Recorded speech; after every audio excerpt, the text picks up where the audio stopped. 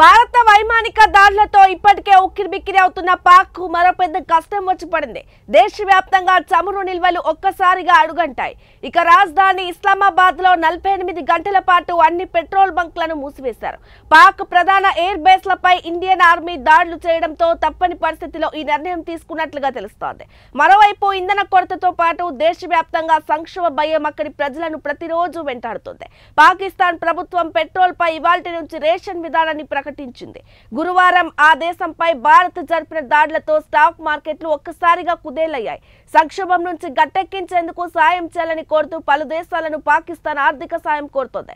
భారత్ ఆకస్మిక దాడులతో భారీ నష్టాలు వచ్చాయని, ఆర్థిక వ్యవస్థ పూర్తిగా పతనమైందని ఏకరువు పెడుతోంది. పాకిస్తాన్ వాణిజ్య కేంద్రంగా ఉన్న కరాచీ పోర్టుపై భారత నావికా దళం భీకర దాడి చేసింది.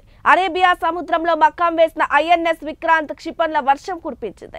భారత దెబ్బకు కరాచీ పోర్టు పాక్షికంగా ధ్వంసమైంది. అరబ్ దేశాల నుంచి చమురును దిగుమతి చేసుకునేందుకు ఆ పోర్టే కీలకం కావడంతో దేశంలో చమురు సంక్షేమం వచ్చినట్లుగా తెలుస్తోంది.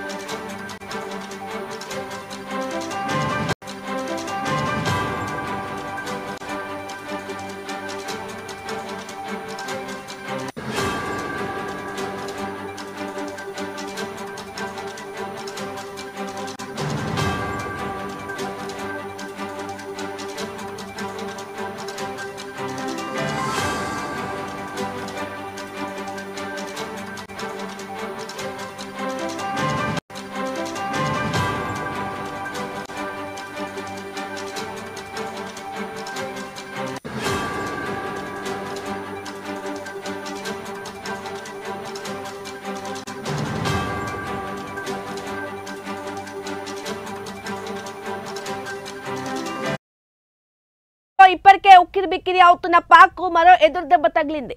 దేశవ్యాప్తంగా చమురు నిల్వలు ఒక్కసారిగా అడుగంటాయి.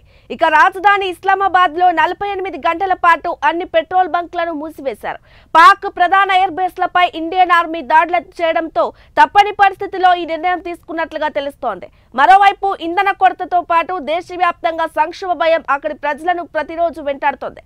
పాకిస్తాన్ ప్రభుత్వం పెట్రోల్ పై ఇవాల్టి నుంచి రేషన్ విధానాన్ని ప్రకటించింది.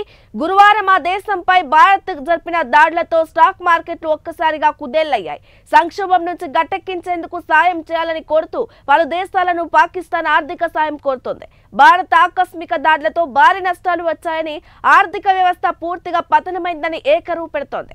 పాకిస్తాన్ వాణిజ్య కేంద్రంలో ఉన్న కరాచీ పోర్టుపై భారత నావికా దళం భీకర దాడి చేసింది.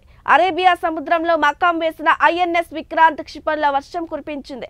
భారత్ దెబ్బకు కరాచీ పోర్టు పాక్షికంగా ధ్వంసమైంది.